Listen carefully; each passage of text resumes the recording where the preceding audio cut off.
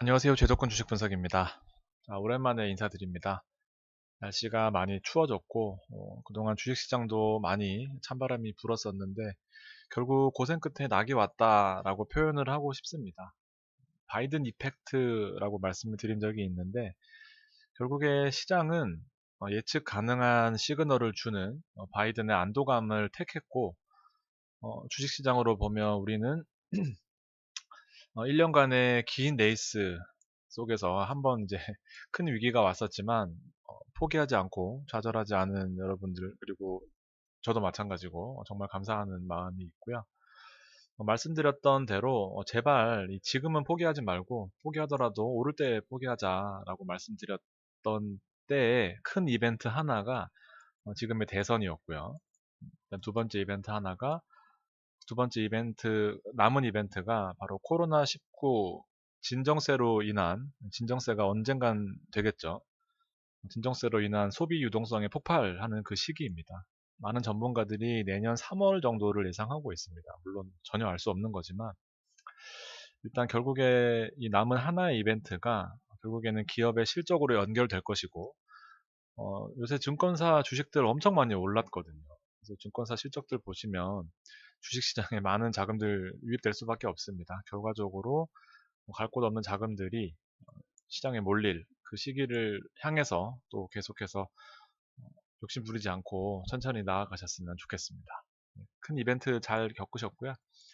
대선 이후에 시장 한번 살펴보고 종목들 살펴보고 앞으로 어떤 흐름으로 갈 것인지에 대한 짧은 고찰들도 있으니까 끝까지 봐주시면 감사하겠습니다. 오늘 어쨌든 그 VIP 멤버십 여러분들께 남긴 그 코멘트 여러 가지를 말씀드리면서 저도 개인적으로 많은 시장 정리가 되었습니다. 가진 종목들이 많이 이제 올라오면서 판단에 또 문제들이 있잖아요. 언제 팔아야 될지, 혹은 어, 뭐 아직 안 오른 종목들에 대해서는 어떻게 해야 될지. 그래서 그 부분들을 말씀을 드리면서 저도 개인적으로 많은 정리가 됐다라고 생각합니다.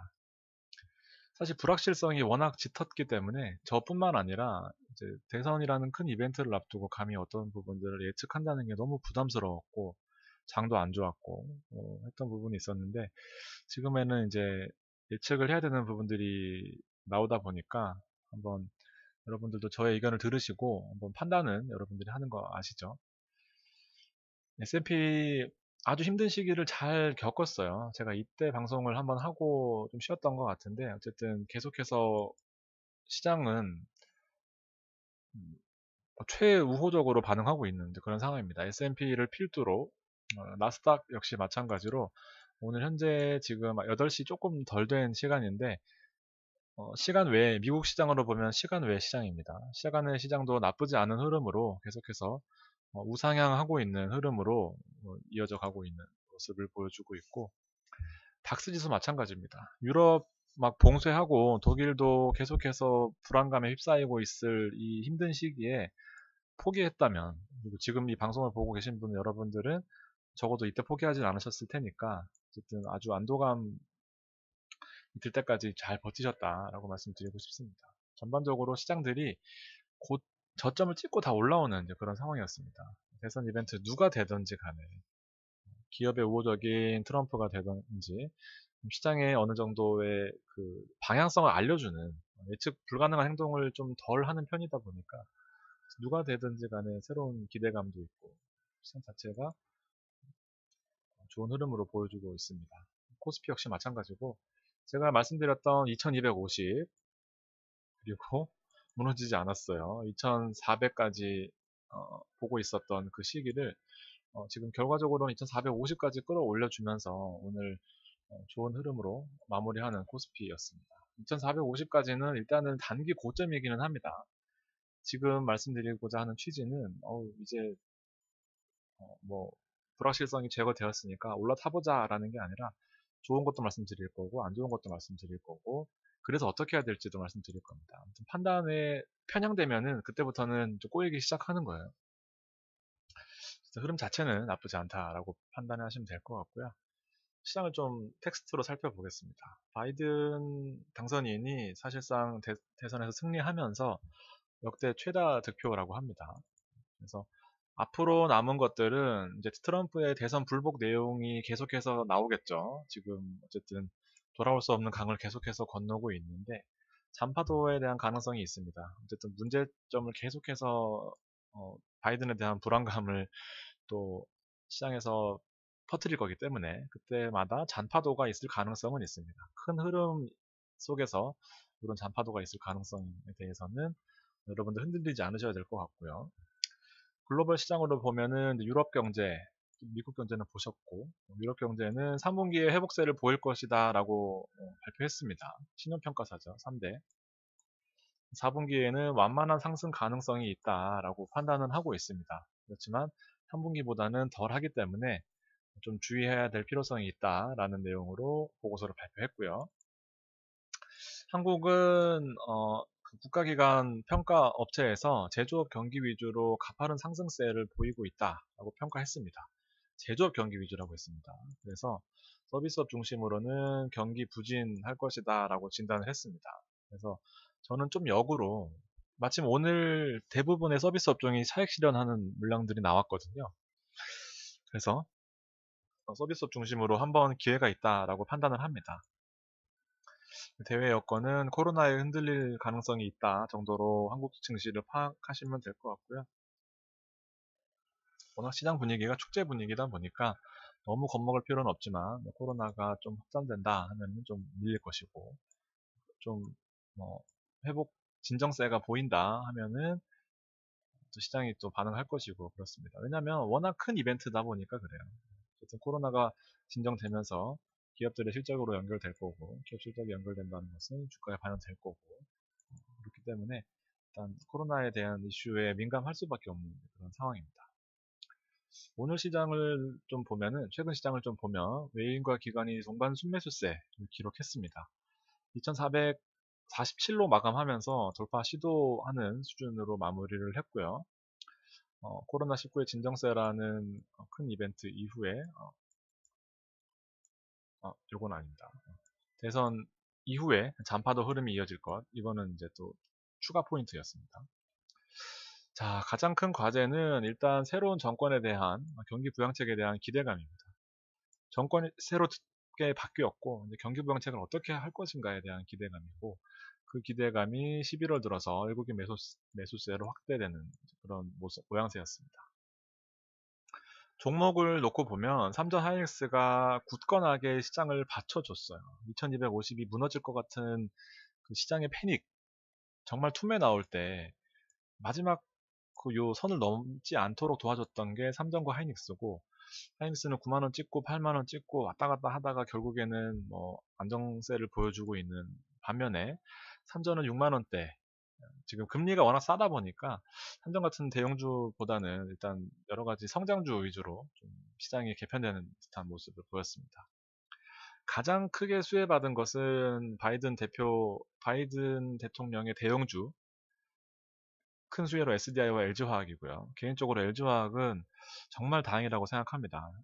자칫하면은 정말 무너질 수도 있는 위기의 순간이었거든요.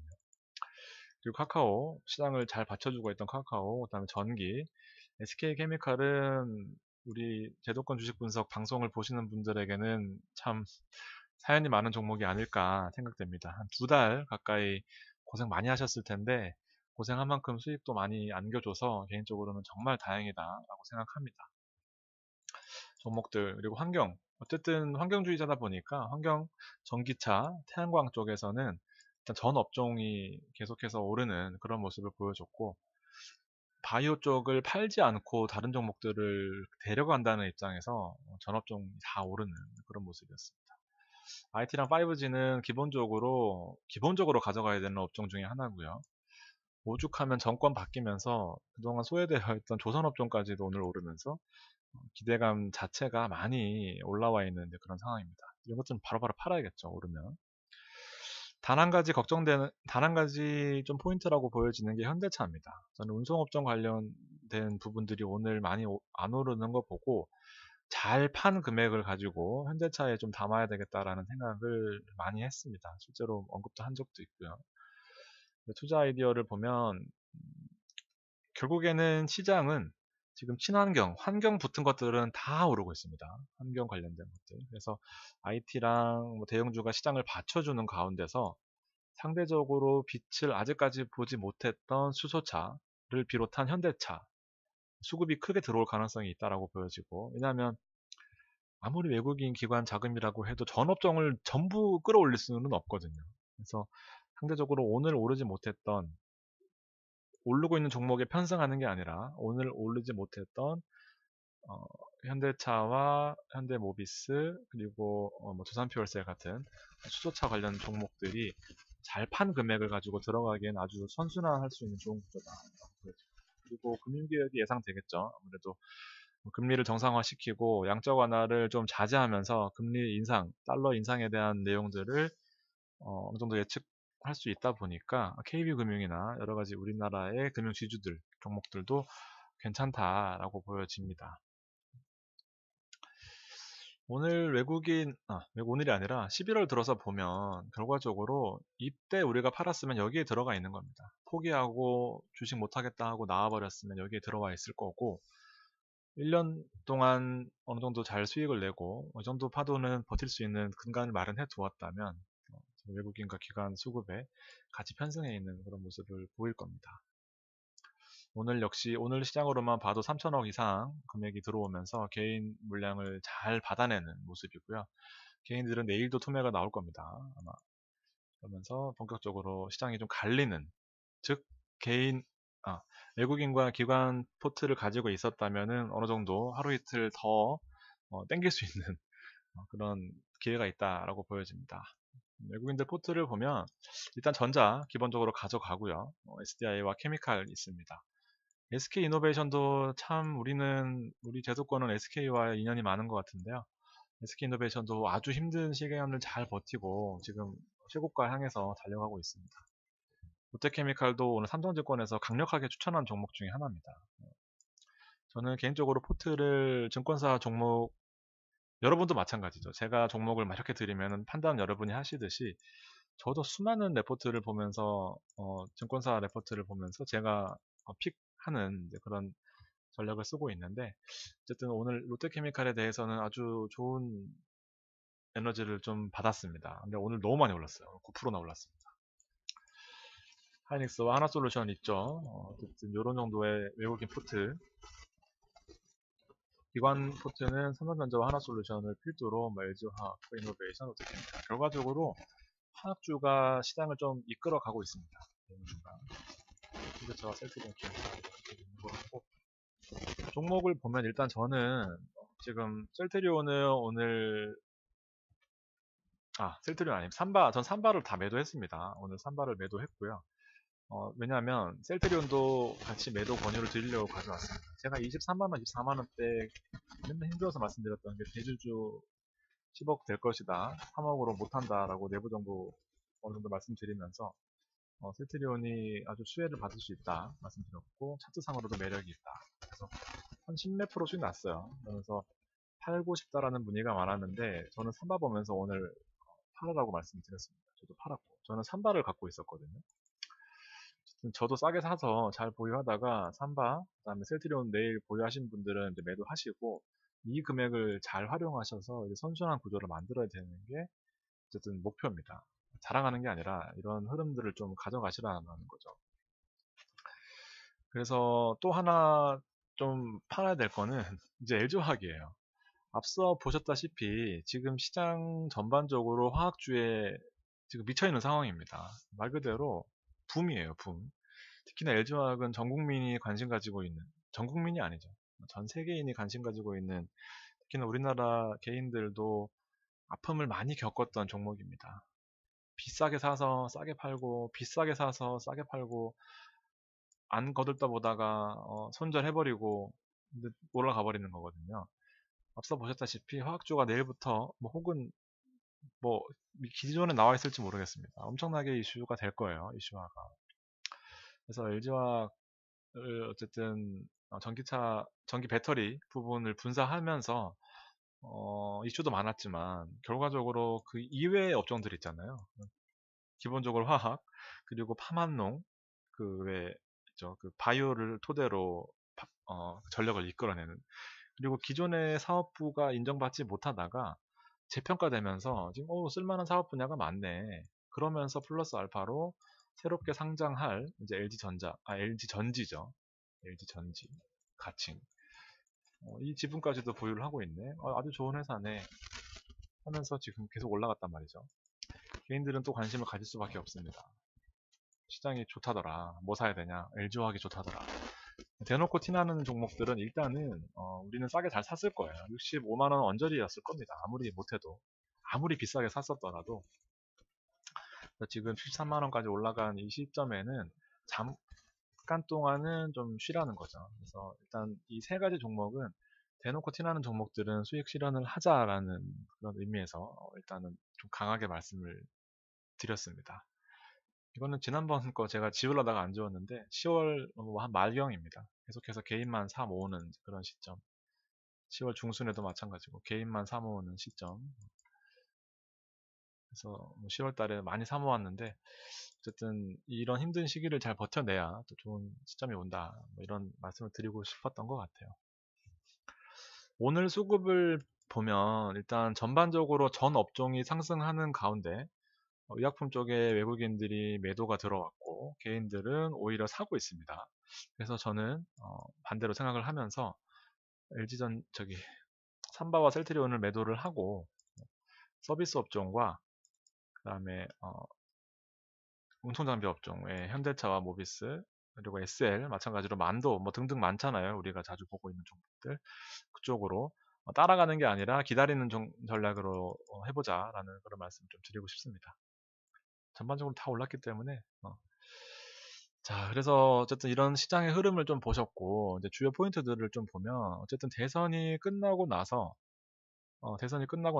이 진한 색깔이 S&P 급등하는 모습이었고 빅스 지수, 공포 지수죠. 시장의 공포 지수는 급감하는 모습을 보였습니다. 그래서 내가 생각하는 게 아니라 전 세계 시장을 참여하는 사람들이 이렇게 생각을 하고 있구나라는 내용입니다. 그래서 공포라고 생각하기보다는 그리고 고점이라서 팔아야 되겠다 막무가내로 이런 생각보다는 일단 시장 분위기에는 올라타자. 그렇지만 꼭지에서 올라타는 것이 아니라 어느 정도 좀 가능성이 있는 종목에 올라타자라는 그런 내용입니다. 그래서 한 가지 여러 가지 또 리스크 부분들을 봐야 되겠죠. 그래서 코로나가 지속될 것엔 항상 대비를 해야 되고 그렇지만 코로나가 지속된다라는 것은 영원히 지속될 것이 아니기 때문에 일단 백신 개발 가능성도 좀 염두에 두면서 분위기를 살펴야 될 것 같고 결국에는 아까 말씀드렸다시피 4분기 실적, 올해 실적, 내년 실적에 코로나가 영향을 줄 것이다 라는 부분에 있어서는 이런 시장의 분위기에 올라타겠지만 항상 생각을 하고 있어야 된다라는 부분입니다. 좀 차트만 보면서 주식을 하면 너무 외롭고 힘들고 너무 흔들림이 많아요. 그래서 좀 큰 흐름을 좀 계속해서 강조드리는 이유가 개인분들은 이런 시장의 분위기를 좀 정리해서 그거를 주식시장에 접목시키는 그런 기회가 많이 없다 보니까 일단 저도 최대한 준비하는데 많이 걸리거든요. 이런 것들은 저도 차트만 넣고 보면 편해요. 3중 바닥형이니까 좋습니다. 뭐 하면서 하면 좋은데 좀 기본기가 약할 수밖에 없죠. 그래서 경기부양책이라는 가장 큰 이벤트를 염두에 두셔야 됩니다. 경기부양책이 지금 현재 미국 시장에 가장 대선 이후에 가장 크게 떠오를 수 있는 화두입니다. 경기부양책이 가장 큰 핵심이에요. 지금 보시면. 그래서 두 번째 핵심은 이제 트럼프의 소송 가능성이 좀 대두되고 있습니다. 어쨌든 계속해서 소송을 지금 입 밖에 꺼내고 있는데 그렇게 될 경우에는 실제로 소송까지 갔을 경우에는 12월 14일에 선거인단의 대선 결선 투표가 연기될 수 있는 가능성이 있다고 합니다. 그러면은 실제로 시장이 좀 불안해질 거고 어떻게 될지 모르니까 다시 트럼프가 될 수 있나? 뭐 이런 여러 가지 분석들이 나오겠죠. 핵심은 어쨌든 이런 불안감은 언제든지 해소될 수 있다라는 겁니다. 그래서 시장이 불안해서 폭락이 온다 하면은 이제 그때는 또 다시 좋은 기회로 삼아야 되는 좀 플랜 B, 플랜 C까지 좀 염두에 두시면 좋을 것 같습니다. 이런 거는 기회라고 봐요. 저도 결선 투표한다고 해서 뭐 시장이 뭐 완전 무너지는 건 아닐 테고 좋은 기회가 될 수 있다라고 늘 좀 한 번 더 생각을 하셨으면 좋겠습니다. 앞서 보셨다시피 경기부양책이 가장 큰 핵심입니다. 지금 보면은 언제 경기부양책에 합의가 될 것이냐라는 그 문의가 많던데, 왜냐하면 그 대선 이전에 11월 3일 이전에 시장을 흔들던 게 결국에는 공화당과 민주당의 그 대선 여부를 떠나서 경기부양책을 어떻게 합의할 건데라는 내용이었거든요. 그래서 민주당은 아주 소규모로 조촐하게 경기부양책을 하자, 돈을 풀자. 공화당은 2조 풀면서 화끈하게 한번 시장을 일으켜보자라는 내용이었는데, 지금 공화당이 50석, 그다음에 민주당이 48석입니다. 그래서 미확정으로 되는 두 석이 1월 5일 날 결정이 된다고 합니다. 그래서 1월 5일 날 결정이 되기 때문에 1월 5일까지는 어쨌든 경기부양책이 합의에 이를 가능성은 매우 낮아요. 갑자기 이것을 합의해서 뭐 시장의 분위기를 확 올려주면 좋겠지만, 어쨌든 그럴 가능성은 워낙, 왜냐하면 규모 차이가 크잖아요. 그래서 이것이 타결되려면은 최소한 1월 5일까지는 있어야 된다라는 내용입니다. 그래서 경기부양책 얘기가 나온다고 한다. 앞으로 여러분들이 기사를 볼 때 경기부양책 얘기가 계속 나올 거거든요. 주식을 하면서. 그러면은 1월 5일이 이렇게 될 예정인데 혹시 이전에 좋은 합의가 나오면 시장이 오를 수 있겠구나라고 기본기를 다져놓으면 좋을 것 같습니다. 어쨌든 가장 큰 핵심 포인트예요. 시장이 급등해도 이제 경기부양책이고 급락해도 경기부양책입니다. 대선이 바이든이 확정된다고 가정하에. 그리고 우리나라 시장으로 좀 돌아와 보면 결국에는 중국 시장의 영향을 받을 수밖에 없다라는 내용입니다. 저 증권사 여러 좋은 증권사들 레포트 분석한 거니까 뭐 제 의견 이 데이터들을 참고로 말씀드리는 겁니다. 중국 수출이 계속해서 좋은 흐름을 보이고 있습니다. 2019년 평균보다도 최근에 달러 표시로 된 수출이 계속해서 증가되고 있는. 그래서 제가 10월쯤에 말씀드렸던 게 중국 펀드는 계속해서 보유하시면 좋겠다라고 말씀드렸죠. 저는 PB를 하고 있기 때문에 주식만 하는 게 아니라서 전반적으로 글로벌 시장을 다 봐야 돼서 그렇습니다. 중국 펀드 가지고 계신 분, 인도 펀드 가지고 계신 분, 인도네시아 펀드, 뭐 베트남 펀드 다 있으니까 어쨌든 직간접적으로 계속해서 경험을 할 수밖에 없는 상황이었고, 중국 시장이 계속 회복되는 모습, 수입은 좀 줄어들고 있어서 수지가 개선되는 모습을 계속해서 보였습니다. 그래서 결국에는 중국의 완만한 시장 회복세가 동아시아 시장을 주도할 것이고, 아까 앞서 보셨다시피 한국과 일본의 시장은 결국에 수출 업종이 주도할 수밖에 없는 그런 흐름이고 반사이익을 누렸습니다. 그래서 이런 배경 화면이 죄송합니다. 배경 지식이 없는 그런 와중에는 이제 많이 차트가 밀리면 팔아야 되겠구나 하면서 여기서 팔고 올라가네 여기서 사고 반대로 하는 거죠. 그 참고로 또 연말 끝나면 당연히 이런 기사가 나올 텐데, 이제 1년 동안의 실적을 개인들, 외국인들, 기관들의 실적을 놓고 평가를 할 거잖아요. 개인들은 90% 이상 손실 나올 겁니다. 이거는 제가 10년 동안 근무하면서 단 한 번도 빠진 적이 없어요. 그러니까 내가 보이는 결과들은 나도 개인이니까 늘 반대로 하라는 게 이게 우스갯소리가 아닙니다. 통계적으로 1년 놓고 보면은 이제 90% 이상 손실, 외국인들은 뭐 10에서 20% 정도의 수익 가져갔을 거고, 기관들의 뭐 펀드 성과나 이런 것들은 보통 7% 내외 수익이 나는 그런 구조로 늘 반복이니까 내가 하고 싶은 대로 하면은 좀 힘들다라는 부분을 말씀드리고 싶어요. 그래서 데이터를 좀 중요시하는 거고, 미 대선 이후에 이제 16년 이 회색, 대선 직전까지 급락하다가 제가 한번 지난 방송에 통계 보여드린 적 있죠. 대선 이후에 오르더라는 거. 다른 증권사에서도 마찬가지로 좀 더 디테일하게 나왔습니다. 대선 이전까지 힘든 시장이 대선 이후에 1월까지 완만한 상승세를 보여주던 그런 모습이 있었고요. 한국은 대선 이후에 2016년에 좀 힘든 모습을 보였고 연말 지나고 오르는 이제 그런 모습이 있었습니다. 통계니까 참고하시라고 가져온 거고, 통계적으로는 1분기까지 완만한 상승세를 유지했던 S&P, 한국 시장은 후행하더라. 그래서 조금 더 버티라는 의미입니다. 코로나가 회복되면 좋겠지만 이 시기까지 아니더라도, 그러니까 이거죠. 지금 미대선 따라서 같은 바이든 테마에 엮여서 오르는 종목들을 따라 오르면 망한다는 소리예요. 그러니까 오른 것들은 적당한 시점에서 잘 팔고 안 오르는 종목, 그리고 앞으로 오를 종목에 좀 더 집중하는 게 좋을 것 같습니다. 10분 내로로 끝내려 그랬는데 이거 주절주절 하다 보니까 엄청 종목도 많아지고 저희 내용도 많아졌네요. 종목 몇 개 짚어보고 사실 11월 그 VIP 멤버십 종목은 아직 선정은 하지 않았습니다.